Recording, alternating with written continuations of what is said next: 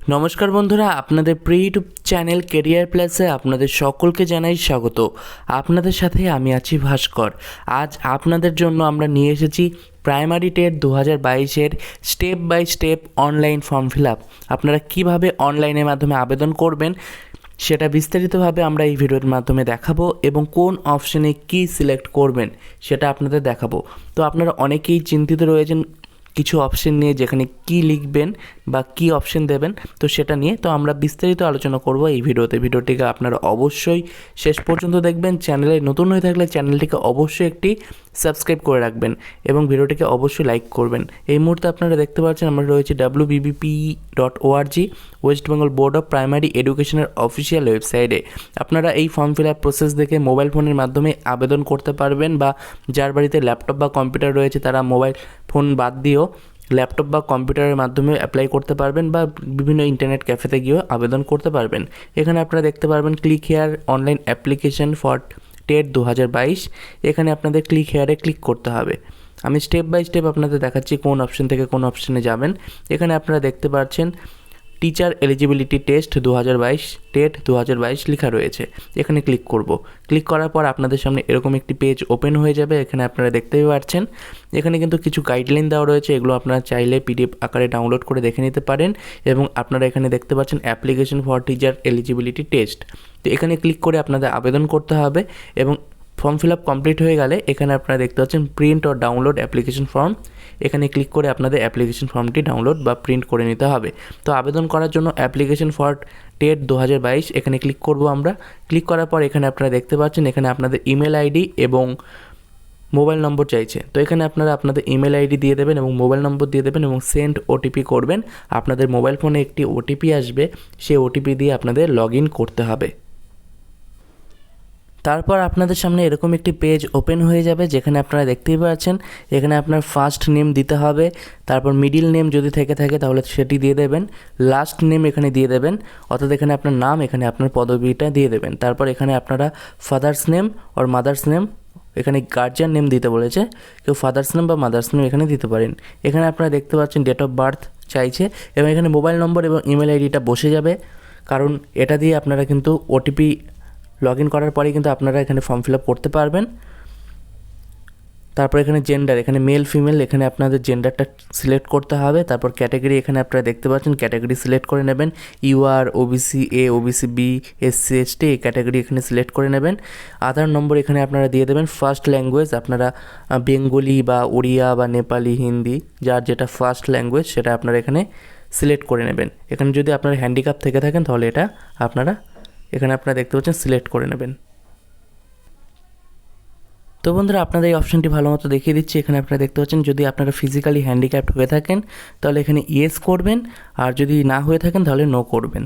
তারপর এখানে আপনারা দেখতে পাচ্ছেন ক্যাটাগরিতে general, OBC A, OBC B, SC ST দেওয়া রয়েছে এবং এখানে সাব ক্যাটাগরি, এবং এখানে আপনার আধার কার্ড নাম্বার এবং এখানে ফার্স্ট ল্যাঙ্গুয়েজ যেটি আপনারা সেটি এখানে সিলেক্ট করে নেবেন। তারপর এখানে আসছি আমরা পার্মানেন্ট অ্যাড্রেসে। এখানে আপনার হাউস নম্বরটি দিয়ে দেবেন। আপনারা অনেকেই হয়তো হাউস নম্বর জানেন না, তো সেটা ভালো মতো জেনে তবে এখানে ফিল আপ করবেন। তারপর ভিলেজ বা স্ট্রিট নেম এখানে দিয়ে দেবেন, ব্লক নেম এখানে দিয়ে দেবেন, পোস্ট অফিস এখানে আপনারা দিয়ে দেবেন, পোস্ট অফিস নেম। তারপর এখানে আপনারা দেখতে পাচ্ছেন পুলিশ স্টেশন, জেলা, আপনার জেলাটি এখান থেকে সিলেক্ট করে নিতে পারবেন, আপনারা এখানে দেখতে পাচ্ছেন। তারপর এখানে ওয়েস্ট বেঙ্গল, এখানে আপনাদের স্টেট কিন্তু রয়েছে, তো এখানে আপনারা দেখতে পাচ্ছেন ওয়েস্ট বেঙ্গল, এবং এখানে পিনকোড আপনারা এখানে আপনাদের পিনকোডটি দিয়ে দেবেন। তারপর এখানে আপনারা দেখতে পাচ্ছেন, তো এখানে বলে রাখি আপনাদের যেগুলো রেড কালার দেওয়া রয়েছে সেগুলো কিন্তু আপনাদের ফিল আপ করতেই হবে, বাধ্যতামূলক, এগুলো ফিল আপ আপনাদের করতেই হবে। তারপর পোস্টাল অ্যাড্রেস, এখানে আপনাদের যদি এই পার্মানেন্ট অ্যাড্রেস আর পোস্টাল অ্যাড্রেস যদি সেম হয়ে থাকে তাহলে আপনাদের কিন্তু এই টিক বক্সে টিক মারলেই কিন্তু এইখানে যেই ইনফরমেশনগুলো দিয়েছেন সেগুলো কিন্তু এখানে চলে আসবে। তারপর এখানে আপনারা দেখতে পারবেন যে অ্যাকাডেমিক কোয়ালিফিকেশান চাওয়া হয়েছে, যেখানে অনেকেরই সমস্যা হচ্ছে কোথায় কি বসাবেন। তো আমি এখানে আপনাদের সমস্ত ডাউট ক্লিয়ার করে দিচ্ছি। এখানে আপনারা দেখতে পাচ্ছেন নেম অফ দ্য এক্সামিনেশন বা কোর্স, এখানে 10, 12 এখানে গ্র্যাজুয়েশন দেওয়া রয়েছে।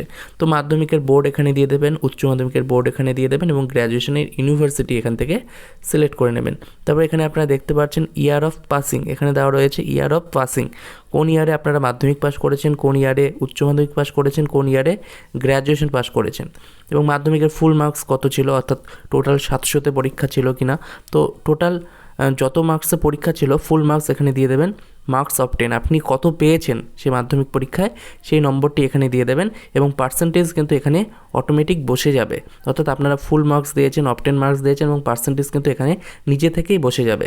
এখানে আপনাদের পার্সেন্টেজ বসাতে হবে না, এখানে নিজে থেকে পার্সেন্টেজ বসে যাবে। তারপর উচ্চ মাধ্যমিকের বোর্ড এখানে দিয়ে দেবেন, ইয়ার অফ পাসিং দেবেন, ফুল মার্কস কততে পরীক্ষা দিয়েছেন, ধরুন 500তে আপনারা 500তে পরীক্ষা হয়েছে, উচ্চ মাধ্যমিক 500তে পরীক্ষা দিয়েছেন, মার্কস অফ 10 কত নম্বর পেয়েছেন উচ্চ মাধ্যমিকে সেটা দিয়ে দেবেন, এবং পার্সেন্টেজ এখানে অটোমেটিক বসে যাবে। তারপর এখানে আপনারা দেখতে পাচ্ছেন গ্র্যাজুয়েশনে ইউনিভার্সিটি দেবেন, তারপর ইয়ার অফ পাসিং দেবেন। এখানে আপনাদের একটি ডাউট আছে ফুল মার্কসে কী দেবেন, অনার্স ক্যান্ডিডেটরা, তো যারা অনার্স ক্যান্ডিডেট তারা শুধুমাত্র অনার্সের নম্বরটাই এখানে দেবেন। তো এখানে আপনারা দেখতে পাচ্ছেন যে রেড কালারের ডিটেলস অ্যান্ড ম্যান্ডেটারি, তারপর এখানে আপনাদের বলা হচ্ছে যে details and mandatory only if the candidate is B Ed qualified, এবং honours graduate will enter marks obtain in honours papers only, অর্থাৎ অনার্স ক্যান্ডিডেটরা শুধুমাত্র অনার্সের নম্বরই এখানে দেবেন, পাসের নম্বর কিন্তু দেবেন না। তো এখানে ফুল মার্কস অনার্সের 800, তো 800 এখানে দিয়ে দেবেন, এবং মার্কস অফ 10 অর্থাৎ আপনাদের যততে পরীক্ষা হয়েছে সেটা আপনারা এখানে দিয়ে দেবেন। আমি আপনাদের বোঝানোর জন্য এগুলো বলছি। তো এখানে ফুল মার্কস দেবেন, এখানে মার্কস অফ 10 কত নম্বর পেয়েছেন সেটা দেবেন, এবং এখানে পার্সেন্টেজ। তারপর গ্র্যাজুয়েশন টাইপ, আপনারা অনার্সে গ্র্যাজুয়েট হয়েছেন না পাসে অর্থাৎ জেনারেলে, সেটা এখানে সিলেক্ট করে নেবেন। তারপর এখানে আপনারা দেখতে পারবেন যে ট্রেনিং কোয়ালিফিকেশানে কে কী এখানে বসাবেন। তো নেম অফ এক্সামিনেশন, আপনারা এখানে 2 বছরের ডিএলএড করেছেন নাকি 4 বছরের বিএলএড করেছেন বা বিএড করেছেন সেগুলো এখানে সিলেক্ট করবেন, বা যারা যেখানে ভর্তি হয়েছেন। তো এখানে আপনারা যে কোনো একটি সিলেক্ট করে নেবেন। এখানে তারপরে অ্যাপিয়ার্ড স্টেট, এখানে আপনারা দেখতে পাচ্ছেন কোন রাজ্য থেকে আপনারা বিএড করেছেন সেটা এখানে দিতে হবে। যেহেতু আমি এখানে বিএড সিলেক্ট করেছি, আপনারা এখানে যেটা করেছেন সেটা এখানে সিলেক্ট করে নেবেন, ডিএলএড বা বিএড। তারপর কোন রাজ্য থেকে করেছেন সেটা এখানে আপনারা সিলেক্ট করে নেবেন। তারপর এখানে এক্সামিনেশন বডি বা অ্যাফিলিয়েটিং বডি, এখানে আপনাদের নামটি লিখতে হবে। সেশন, কোন সেশন সেটা এখানে আপনাদের লিখতে হবে। এখানে আপনারা দেখতে পাচ্ছেন পাস্ট বা অ্যাপিয়ারিং বা পারসুইং, এখানে আপনারা অনেকেই কিন্তু ঘাবড়ে যাচ্ছেন বা সমস্যায় পড়ছেন যে কোথায় কি সিলেক্ট করব। তো এখানে আপনারা দেখতে পাচ্ছেন 3টি অপশন রয়েছে, অ্যাপিয়ার্ড, পাস্ট এবং পারসুইং। তো যাদের কোর্স কমপ্লিট হয়ে গেছে, 2 বছরের কোর্স বা 4 বছরের কোর্স যেটা আপনারা করে থাকুন না কেন, তো সেখানে যাদের কমপ্লিট হয়ে গেছে তারা কিন্তু এখানে পাস্ট লিখবে, এবং যাদের 1 বছর কমপ্লিট হয়ে গেছে রেজাল্ট পেয়েছে পার্ট 1-এর তারা কিন্তু এখানে অ্যাপিয়ার্ড লিখবে, এবং যারা নতুন ভর্তি হয়েছে তারা পারসুইং লিখবে। আশা করি আপনাদের বোঝাতে পারলাম। যাদের কোর্স কমপ্লিট হয়ে গেছে তারা এখানে পাস্ট লিখবে, তারপর যাদের 1 বছর হয়ে গেছে কমপ্লিট তারা অ্যাপিয়ার্ড লিখবে, এবং যারা নতুন ভর্তি হয়েছে তারা পারসুইং লিখবে। তারপর এখানে আপনারা দেখতে পাচ্ছেন ইয়ার অফ পাসিং এখানে দেওয়া রয়েছে। তারপর এখানে আমরা দেখতে পাচ্ছি আপলোড ডকুমেন্ট, কোন কোন ডকুমেন্ট আপনাদের আপলোড করতে হবে, কত কেবি থেকে কত কেবির মধ্যে হতে হবে। এখানে আপনারা দেখতে পাচ্ছেন আপনাদের ফটো সিগনেচার এখানে আপলোড করতে বলা হচ্ছে, এবং এগুলো কিন্তু আপনাদের 5 কেবি থেকে 100 কেবির মধ্যে হতে হবে। এগুলো আপনারা মোবাইল ফোন থেকেও করতে পারবেন, কীভাবে সাইজ কমাতে হয়, বা আপনারা চাইলে কোনো ইন্টারনেট ক্যাফেতেও যেতে পারেন। তো এখানে 5 কেবি থেকে 100 কেবির মধ্যে আপনাদের ফটো থাকতে হবে এবং সিগনেচারও থাকতে হবে। তারপর এগুলো আপনারা দেখতে পাচ্ছেন জেপিইজি ফরম্যাট বা পিএনজি ফরম্যাটে আপনাদের থাকতে হবে, এবং এখানে আপনারা দেখতেই পাচ্ছেন যে আপনাদের আধার কার্ডের ছবিও কিন্তু আপলোড করতে বলা হচ্ছে, এবং তার আগে এখানে আপনারা দেখতে পাচ্ছেন এগুলো 1 MBর মধ্যে আপনাদের আপলোড করতে হবে। ট্রেনিং ডকুমেন্টস, ফাইনাল মার্কশিট যদি আপনার থেকে থাকে, বা পার্ট 1 মার্কশিট থেকে থাকে, বা রেজিস্ট্রেশন সার্টিফিকেট থেকে থাকে, বা admission proof of training qualification. অর্থাৎ অনেক রকম ক্যান্ডিডেট আছেন যারা অ্যাপিয়ার্ড, পাস্ট, পারসুইং, তো সেই সমস্ত ক্যান্ডিডেটের জন্য যাদের কমপ্লিট হয়ে গেছে তারা ফাইনাল মার্কশিট, বা যারা অ্যাপিয়ার্ড পার্ট 1 মার্কশিট বা রেজিস্ট্রেশন সার্টিফিকেট, বা যারা নতুন ভর্তি হয়েছেন তারা অ্যাডমিশন প্রুফ দেখালেই কিন্তু সেটা কিন্তু এখানে আপলোড করে দেবেন, ঠিক আছে। তো এগুলো কিন্তু 1 MBর মধ্যে হলেই হবে সাইজ, 1 MBর মধ্যে আপনাদের এই সাইজটি থাকতে হবে। তারপর আধার কার্ড, এখানে আধার কার্ডের ইমেজ আপনাদের এটা ফ্রন্ট সাইড এবং এটাই ব্যাক সাইড, তো ফ্রন্ট এবং ব্যাক দুটি সাইডেই কিন্তু আপনাদের এখানে ইমেজ আপলোড করতে হবে, এবং এগুলো কিন্তু 1 MBর মধ্যে হতে হবে। তো এখানে আপনারা ভালো মতো মাথায় রাখুন, এটি ফটো সিগনেচার আপনার কিন্তু 5 কেবি থেকে 100 কেবির মধ্যে হতে হবে, এবং এখানে যে ট্রেনিং ডকুমেন্ট মার্কশিট এটি, তারপর আধার কার্ডের যে ফ্রন্ট সাইড এবং ব্যাক সাইড এগুলো 1 MBর মধ্যে হতে হবে।